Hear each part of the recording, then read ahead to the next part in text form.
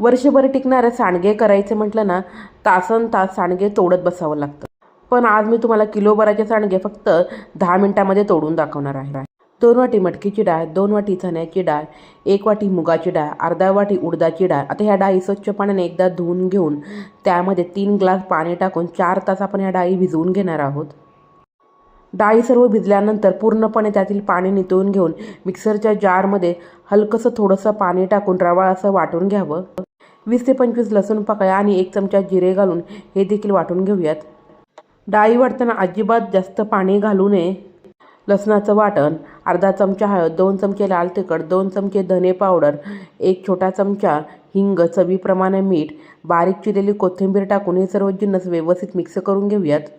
10 मिनिटं मिश्रण भिजल्यानंतर पायपिंग बॅगमध्ये हे मिश्रण भरून अशा प्रकारे सांडगे तोडून कडकडीत उन्हामध्ये 2 दिवस सांडगे सुकवून घ्यावे. धन्यवाद.